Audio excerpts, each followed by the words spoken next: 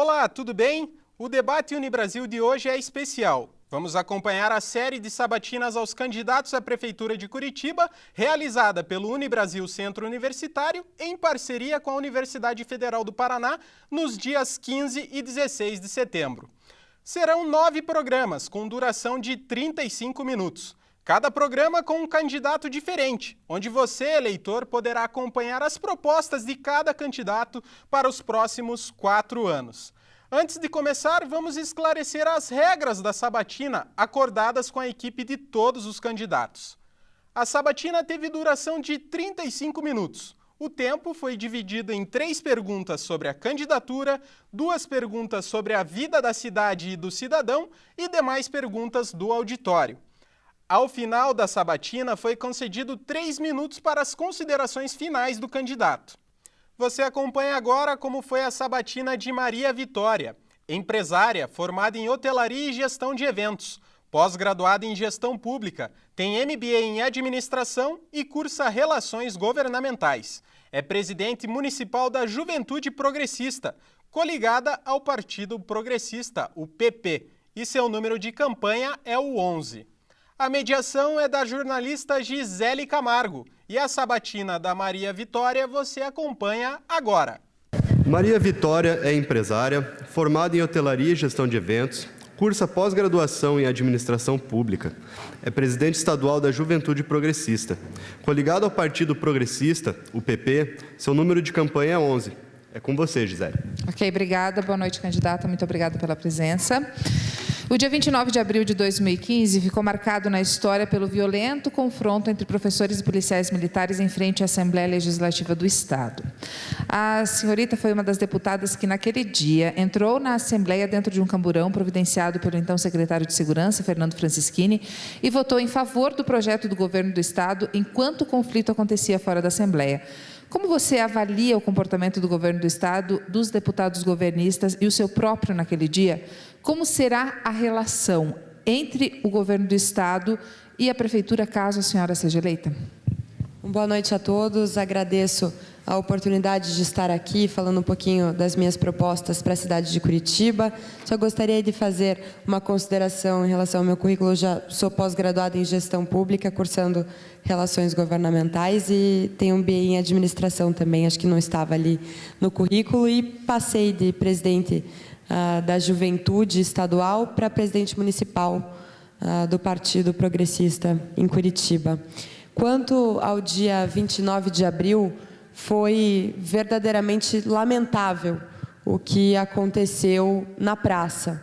Eu não compactuo e nunca compactuei com nenhum tipo de violência, mas votei a favor daquele projeto, né, que permite que hoje os professores, não só os professores, mas todos os servidores públicos recebam os seus salários, promoções, progressões e o reajuste, porque não é o que está acontecendo. Os estados que não votaram, como Rio de Janeiro, como Rio Grande do Sul, os professores não estão recebendo nem mesmo os seus salários. Então, de fato, o dinheiro da Previdência continua honrando com os aposentados e vai continuar. Não há uma relação direta neste tema. Houve um estudo e estatísticas que comprovam que os aposentados não vão ficar sem receber salários, como não estão agora e como não estão os servidores públicos e professores. A sua família é composta por pessoas com importante representação política no país. A sua mãe, Cida Borghetti, é vice-governadora do Estado do Paraná. O seu pai é atual ministro da Saúde do governo Michel Temer. Apesar dessa experiência familiar, a senhora é relativamente nova na política. Posso tirar o senhora, né? Pode. Ok, você é relativamente nova na política. Você está capacitada para comandar a Prefeitura de Curitiba? Bom, eu nasci na política e tenho muito orgulho das minhas raízes, tanto do Ricardo Barros quanto da Cida Borghetti, as suas trajetórias de boa política, de política honesta e ficha limpa. E, de fato, eu tenho 24 anos de experiência política, né? Porque nasci nesse meio, está no sangue, acredito que cada um tem um dom, tem uma missão, e a minha é de servir as pessoas. Eu estou deputada estadual e agora pleiteando a Prefeitura de Curitiba, mas gostaria de colocar aqui um fato, né, de que, mesmo sendo filha da Cida Borghetti e do Ricardo Barros, não utilizo sobrenome, como vocês podem ver hoje na campanha de deputado estadual, Maria Vitória, né? E não por não querer reconhecer as minhas raízes, de que eu tenho muito orgulho, mas por entender que é renovação e que eu tenho capacidade de trilhar o meu próprio caminho. Seu pai, ministro da Saúde, Ricardo Barros, fez recentemente uma declaração tanto quanto polêmica, sugerindo a diminuição do tamanho do SUS no Brasil. Ele, mais tarde, votou atrás nessa proposta. Você acredita que o SUS deva diminuir de tamanho em Curitiba? Além disso, como candidata, pretende lidar com a recente alta no número de pessoas que têm abandonado os planos de saúde privados para buscar atendimento pelo SUS aqui em Curitiba? Bom, eu não concordo, nunca concordei com esta opinião do ministro. Ele, inclusive, diz ter sido mal interpretado, como ele sempre é mal interpretado, mas o SUS está na Constituição, é direito, a saúde pública é direito de todos, né? Então, o que precisa ser feito aqui em Curitiba, andando os bairros, escutando as pessoas, é que faltam médicos nos postos de saúde e falta uma agilidade no agendamento das consultas. Então, por isso, é necessário, e nós vamos inovar, modernizando isso através do agendamento e confirmação das consultas. Só com essa medida, que não precisa de dinheiro, é pura gestão, nós vamos aumentar em 30% o número de consultas e atendimentos na saúde pública em Curitiba. Você coloca como proposta em seu site o resgate de parcerias com universidades para ações sustentáveis e inovadoras. Qual será o objetivo principal dessas ações sustentáveis e de que forma essa parceria será articulada? E ainda, a sua proposta de realizar a realocação de famílias que vivem nas margens de rios, como, por exemplo, a Vila Torres, em áreas de proteção ambiental, está contemplada nessas ações sustentáveis?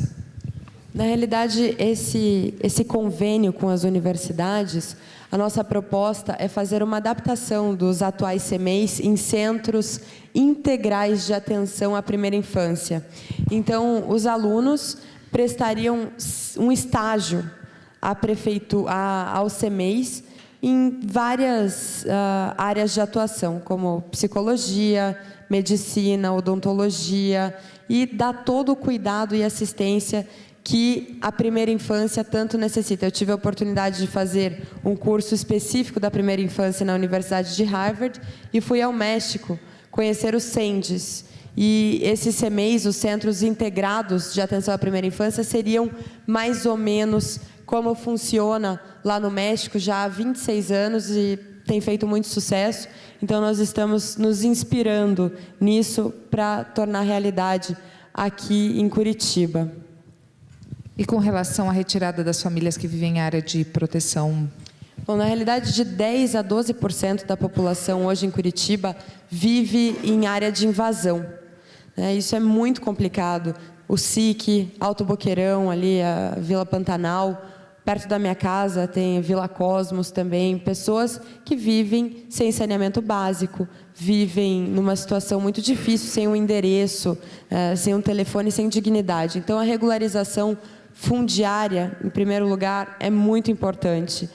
E a realocação das pessoas tem um custo muito maior do que fornecer a infraestrutura para os lugares que já são existentes. Mas é claro que tem as pessoas que vivem em situação de risco, morando na margem dos rios, que precisam, por lei, né, serem realocadas. E, para isso, nós vamos investir mais com o dinheiro da prefeitura. Hoje, quem conhece as finanças do município sabe que só 1% do orçamento tem sido investido em habitação, que é um problema gravíssimo que nós temos aqui na cidade de Curitiba. E, é claro, buscando parcerias com o governo do estado e com o governo federal que garantam recursos a complementar o orçamento da cidade, possibilitando essas melhorias e inovações. Você apresenta em seu site propostas para a realização de estudos em diversas áreas, como é o caso da Guarda Municipal e a criação de novos terminais de ônibus. Esses estudos já não existem?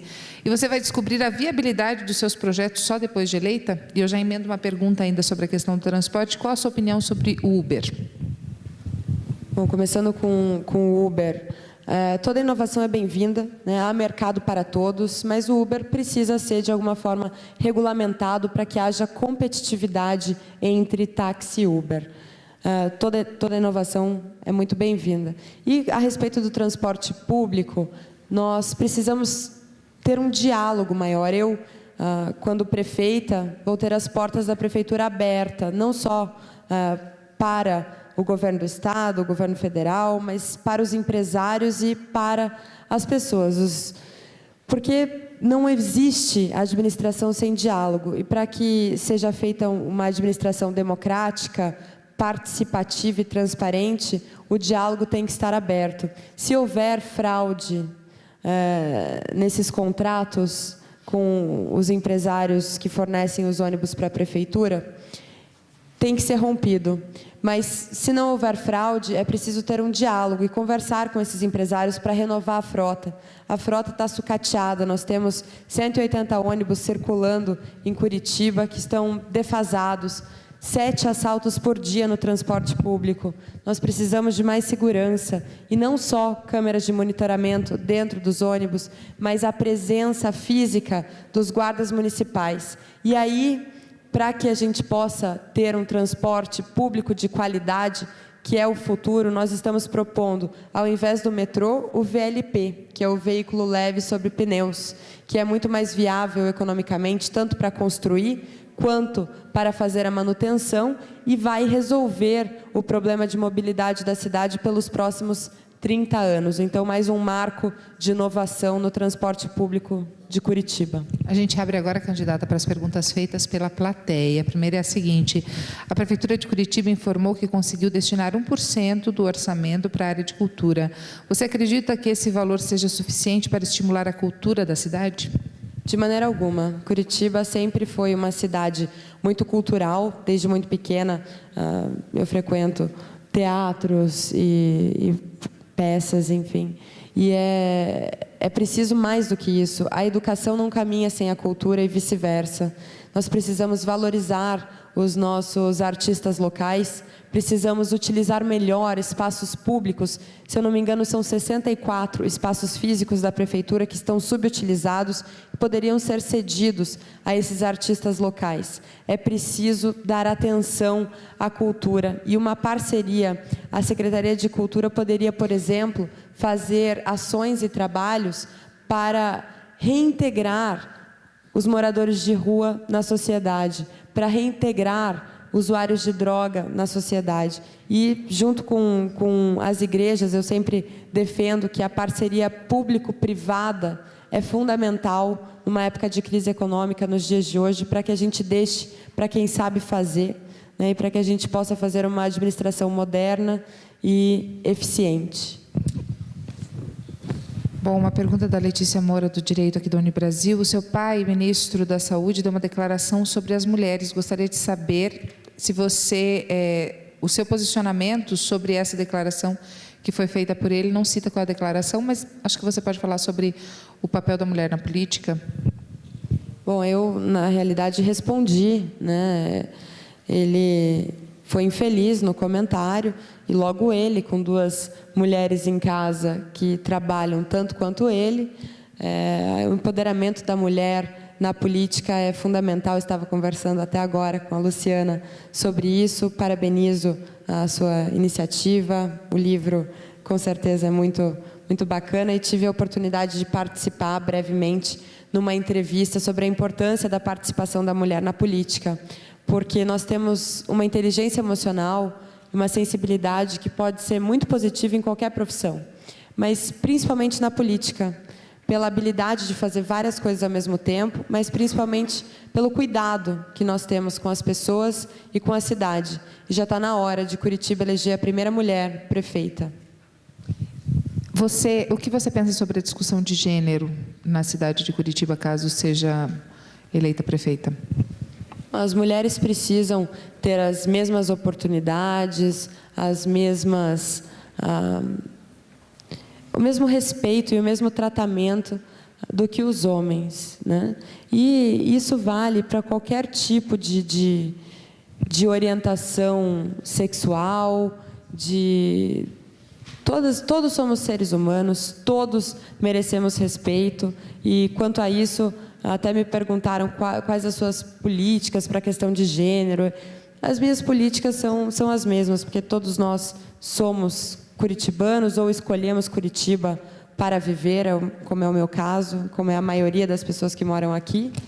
Mas é importante que as propostas do nosso plano de governo e as nossas políticas públicas sejam para todos, sem exceção.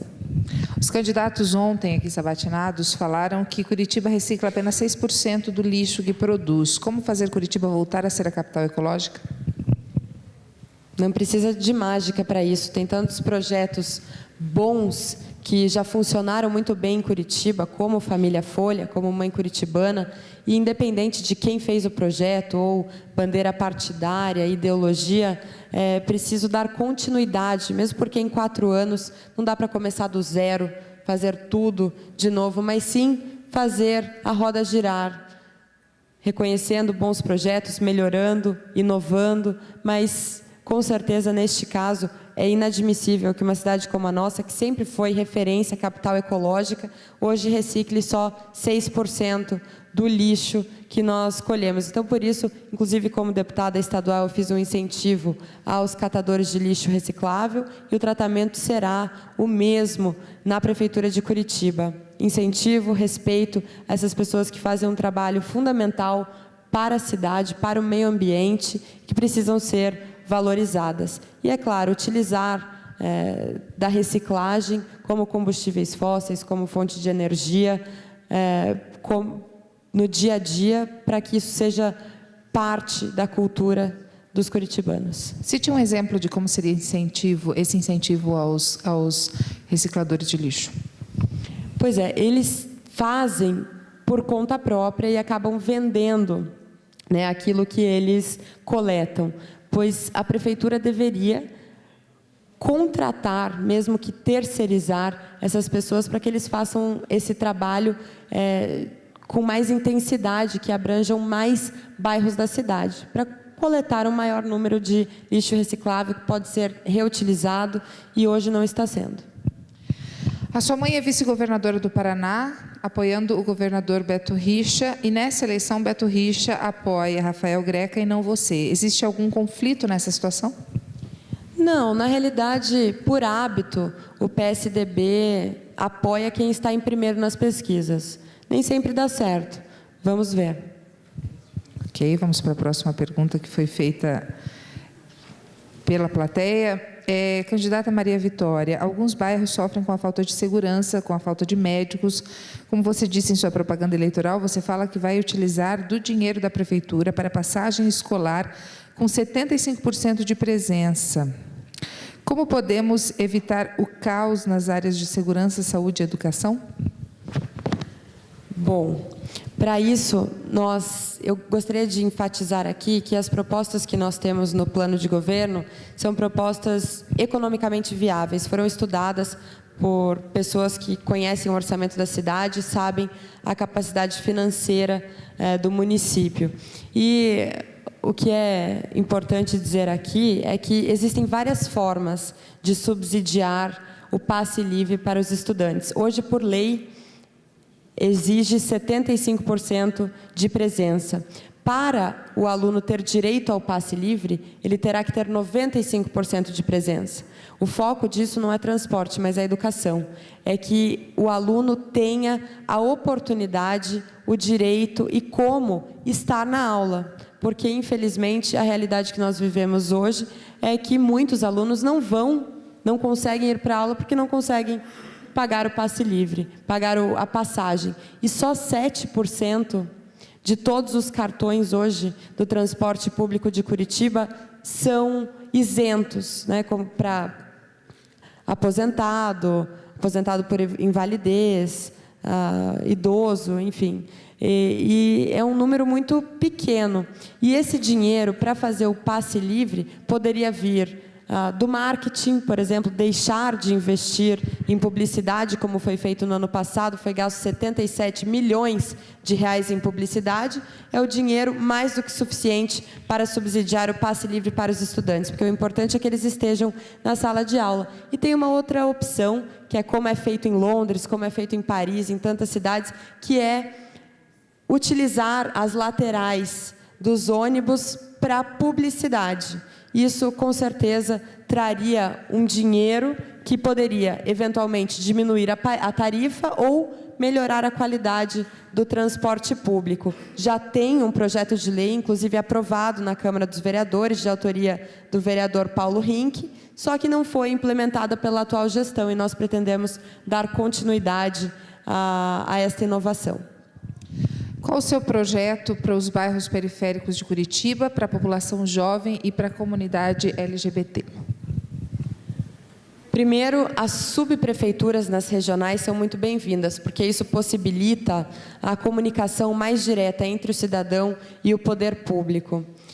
Quanto aos jovens, o incentivo ao esporte amador é fundamental. O próprio passe livre, o direito à educação, que caminham em conjunto com a cultura, também são essenciais para que o jovem hoje esteja preparado para o mercado de trabalho. E aí vem as inovações, a modernidade. Nós queremos fazer um coworking, utilizando um espaço físico já existente, um coworking municipal, para que, numa época de crise econômica, que o desemprego está muito alto, para que o jovem possa se interessar pelo empreendedorismo, para que nesse ambiente possa haver troca de informação, troca de experiência, troca de clientela, inclusive, e possibilite aí uma melhoria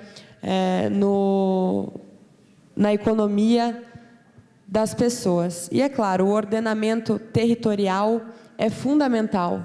E nós precisamos fazer com que os bairros da cidade tenham uma situação homogênea, através de um plano que atraia indústria, empresa, para se instalar nos bairros onde tem menor índice de desenvolvimento econômico, propiciando assim um ambiente de geração de emprego, renda e qualidade de vida para as pessoas. Como pretende contratar novos funcionários para manter as creches abertas até às 8 horas e finais de semana, se os educadores que prestaram concurso público prestaram para 40 horas semanais e os professores de 20 horas semanais? A intenção é dar apoio às famílias ou transformar a creche em um verdadeiro abrigo de crianças?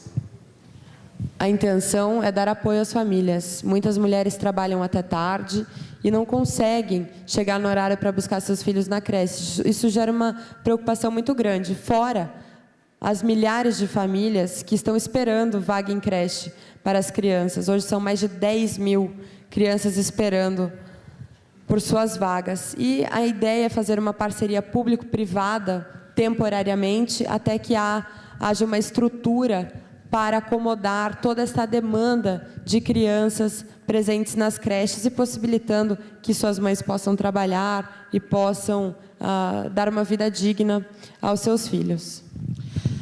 Sua campanha tinha como mote "O Novo tem nome". Novo é o nome de outro partido político. Tal escolha foi apenas desconhecimento ou tentativa de esconder a sigla do seu partido? Não, na realidade é porque o Novo de fato tem nome, né? É Maria Vitória. E se fosse assim, a gente não poderia usar solidariedade, a gente não poderia usar progressista, a gente não poderia usar trabalhador ou nenhuma outra palavra que está embutida na sigla de algum partido. O nosso jurídico recorreu, o Dr. Diego Campos ganhou o processo com êxito. Meus parabéns, Dr. Diego. Só voltando a uma questão anterior, você chegou a comentar sobre a sua proposta para a comunidade LGBT?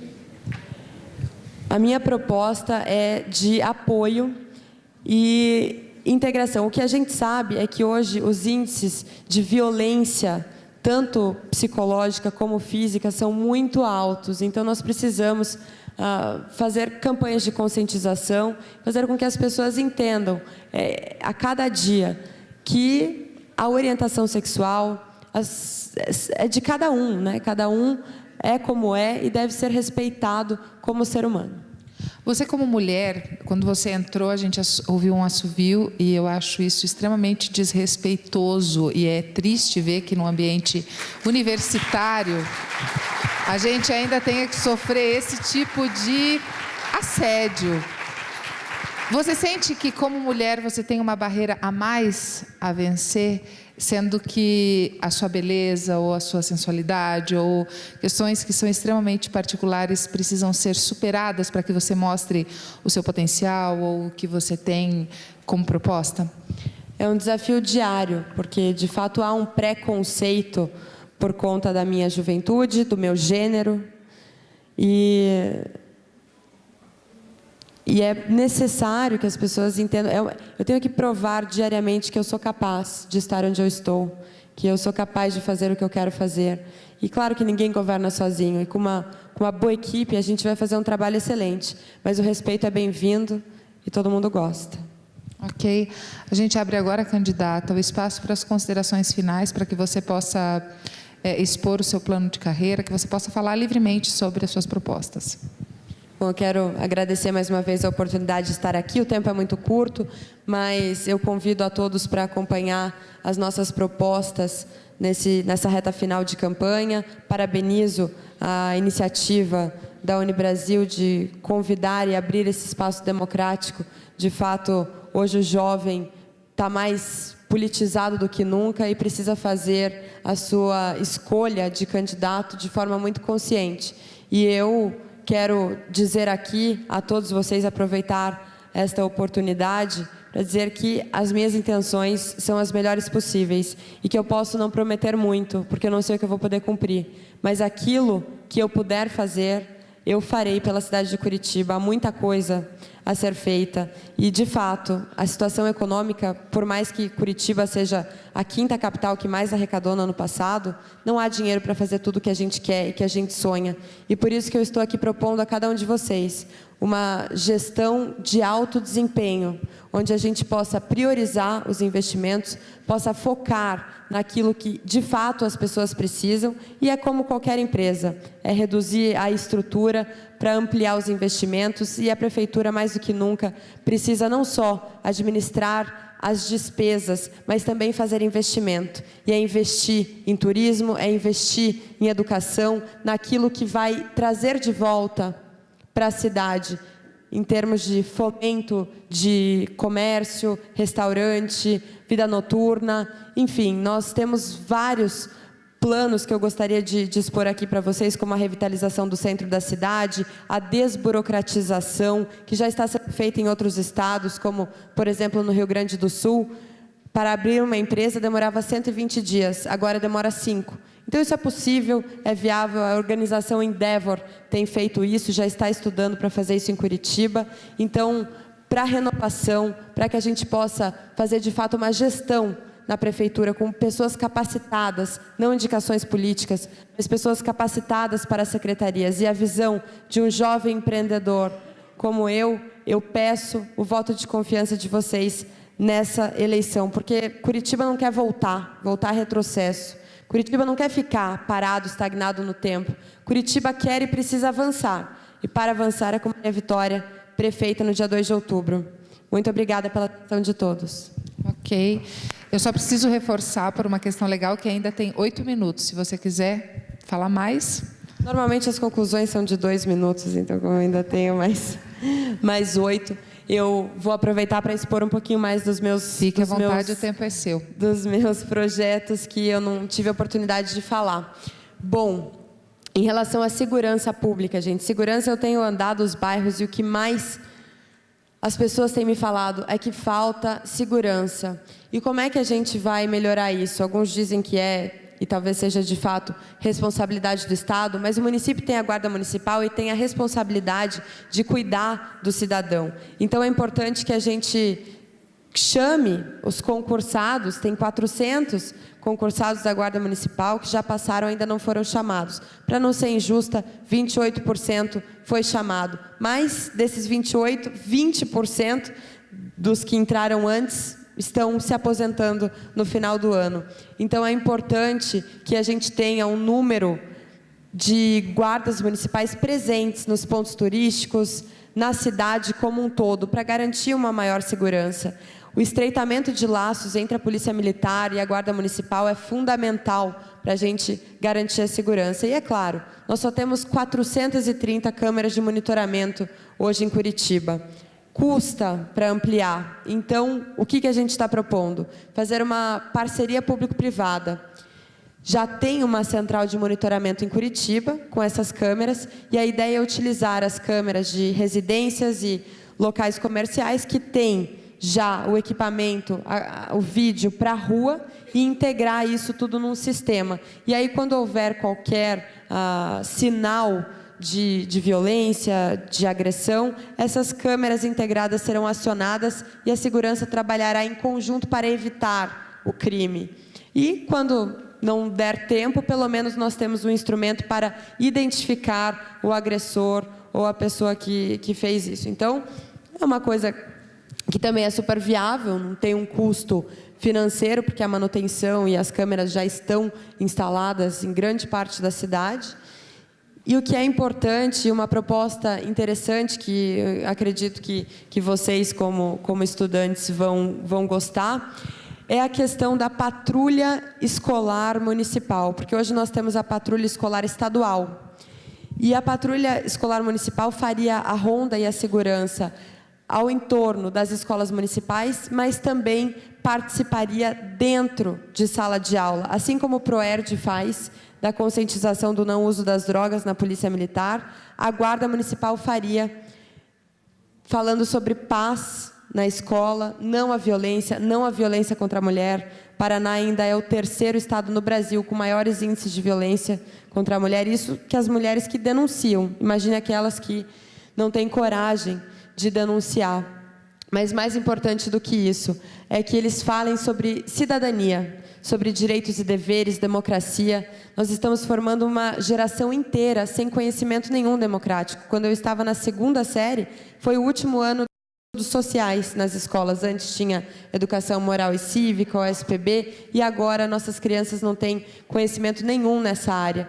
E isso também não é algo inviável de ser feito. Nós temos patrulhas como a Patrulha Maria da Penha, hoje funcionando em Curitiba, que precisa ser ampliada, mas tem sim feito um bom trabalho. E essa patrulha escolar ajudaria e garantiria mais segurança e educação às nossas crianças. Isso já está previsto, inclusive, no Estatuto dos Guardas Municipais, que foi sancionado em 2014, está lá. Vocês que são estudantes de Direito, capítulo 3º, artigo 5º, inciso 18º, onde diz exatamente isso, que o guarda municipal precisa e deve estar presente ao entorno e como docente nas salas de aula. E muitas